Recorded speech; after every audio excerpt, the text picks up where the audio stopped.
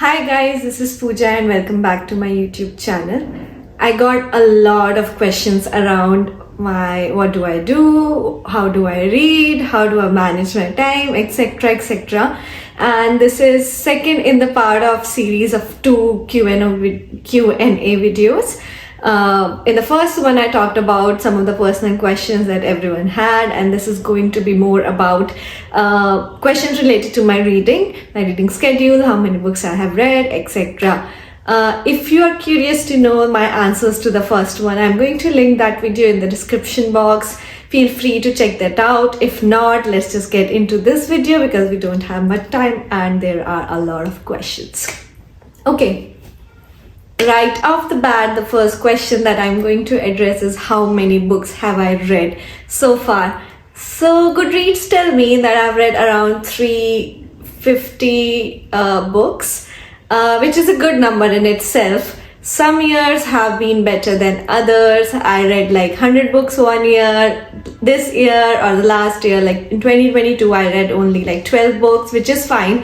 And I would also like to believe growing up I read so many other books, so many different books that I did not have any way of counting. So let's say like 400 odd books. It's still a small number for me, but also a big number if you look at it that way. The next question is also one of the most asked questions. How do I manage my time? How do I read so many books? And there was another question on the same line. I did not understand if this is the same question, but I'm going to address it at the same go. Do I read a lot of books at the same time? Is that what makes me read a lot of books?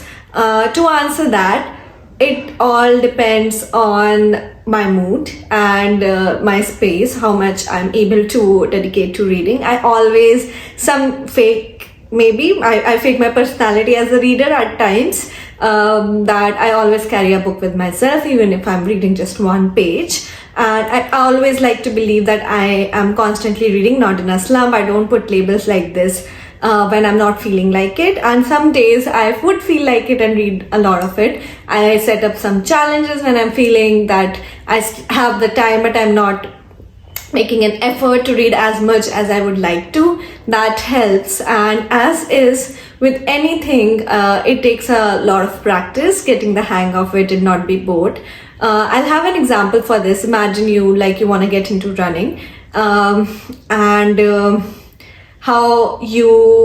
you also want to enjoy it. You're doing it for your health, you're doing it for other reasons, but you also want to enjoy it. And sometimes you would be bored by the task, by the consistency, by the monotony of having to do it every single day. But even then you make an effort, you track your progress, you make a game out of it. So that is what I do. And second thing is, you need to make some things priority in your life. So if you see yourself spending more time on your phone, you would rather shift it to reading something nice. So you have to make a conscious effort to make sure you do that. A little bit of tips and tricks here and there work. But as I said, fake it till you make it. Fake that you're always a reader, you're into reading, you love it so much. That always helps. And find books and readers, a community of people, books that you like reading. That also helps. And don't be too hard on yourself all the time. So someone said that I love reading fiction and fantasy, but a lot of people only talk about non-fiction recommendation, and it's also so looked down upon. What is my stand on it? So I would tell you one thing. If you are from the mindset, I would recommend a book by Neil Gaiman, Art Matters, which truly talks about the power of creativity and art in this world, which is fiction, right? And I understand a lot of people want to get something out of a book or an exercise, which is this whole world of non-fiction is based on. I have recommended a lot of good non-fictions time and again, read them myself, but I felt that fiction is where my heart lies. It has given me the creative power to imagine, and I am a very good visualizer because of it, having read so many books and visualized them in my head, being able to write, read, and it sort of helps you imagine things outside the box and unimaginable things. And would you imagine that I would be able to take a video like this on just my phone 100 years back? No, right? Someone would have written it in a book, and today we see it as a reality. So it's all about ideas being put to paper. And there are also some very heartbreaking stories that are told by means of fiction, so you do not feel as triggered, but you still get the message and feel of it. So that is why I love fiction so much. So please don't worry about it. People can think what they think. I get comments like this all the time: you should read real books. I decide what I want to read. No one else decides that for me. I decide what they bring to my life. No one else does. So that is my stand on it. You do you.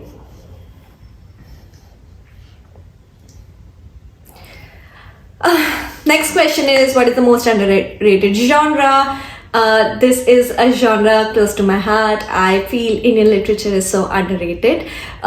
Because it provides so much diverse opinions just in India itself, diverse points of view, and India is socially very challenging and layered, in sense there's always a divide between the modern and the old, and rise of the middle class, societal values, feminism, themes around them, and just a lot of colors, flavors, noises, chaos. Everything makes up for like a proper drama, but also there are so many stories that sprout out of this drama, and even like you can find a story in every household.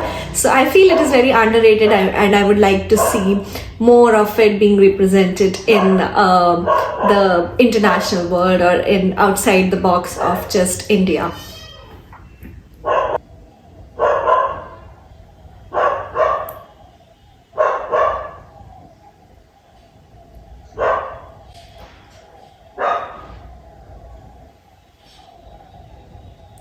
The next question says that, why do you think there are so many stories that are about pain, and why are we taught in fiction that suffering or having to suffer and tough lives are the only lives that matter?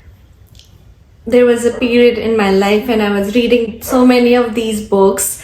I got pushed into that vortex and I was able to relate to them. I understand that, but I realized that life does not have to be like that. You do not have to victimize yourself over and over again.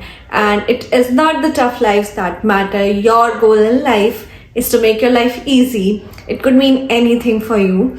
And there is no virtue in just feeling like this suffering will lead to something. We are taught that, but real life does not work that way. So more and more I read such books, more and more I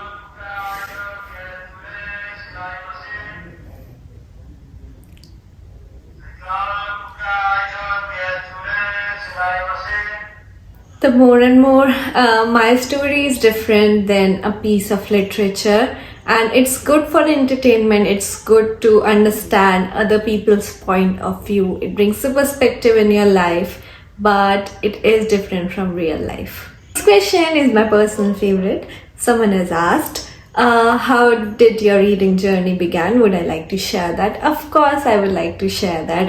As a matter of fact, I keep talking about it all the time. I have always been a reader ever since I was a kid.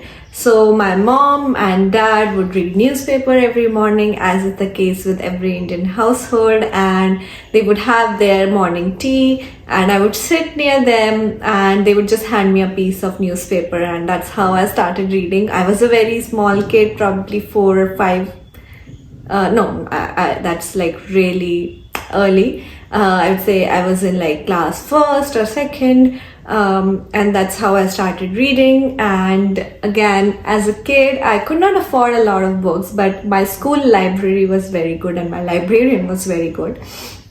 I was the one who used to look forward to these library periods, and we could borrow some of these books. So I would ask my friends to borrow more books for me. That is how I cultivated the habit of reading. I used to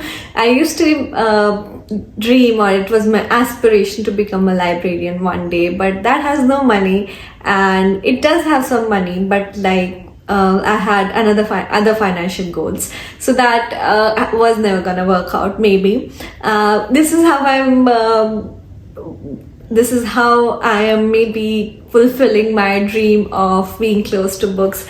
as much as possible by being this virtual librarian of some sorts and just propagating the love for reading. So yeah, to answer your question, that is how my reading journey began, and I have been on the bandwagon, off the bandwagon, early teens, in adulthood, because work comes, career goals come, other goals come, and it takes your time, so you don't get as much time to dedicate to reading. But it has always been the case with me that any piece of thing that comes in front of my eyes, that is written piece of anything, I would have the tendency to read it. That is why I don't have subtitles on, because I read them before I watch the scene. It is a problem, but yeah, that's about it. That's how my reading journey started. And this is going to be the last question for today. Someone has asked, how did my bookstagram journey started and what made me go out and make that account? This is a very interesting story, as has been the case for me for other things. I made it out of impulse, and I am a very reactive person. I'm just realizing this now. I'm trying to move away from. But how this happened was, I was finding it really hard to work in. I was having some difficulties at work, and there was a stagnation, and I was wanting for more, a bit of a challenge around that time, and my self-worth, because of my depression, was also at an all-time low.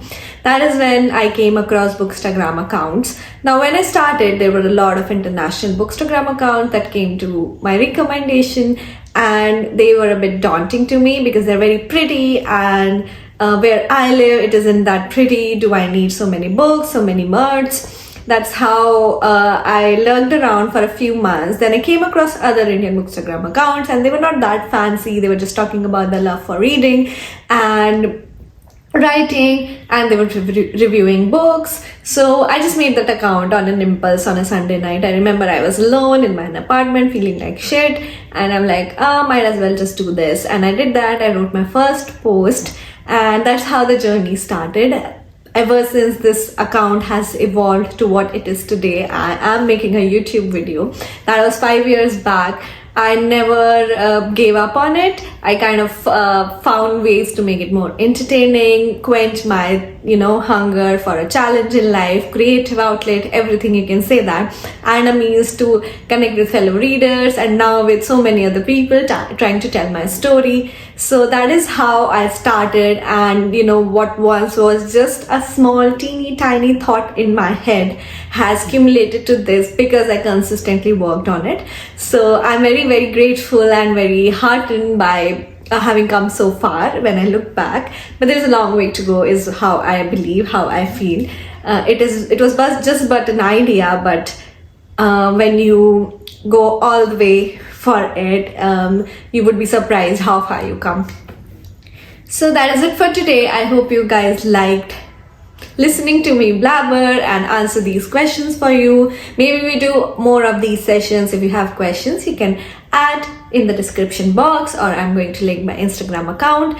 Go there, you can come there, send me a DM, or the next time around I post a story like this, you can hop on and get your questions in. I will see you guys next time. Have a nice day. Bye.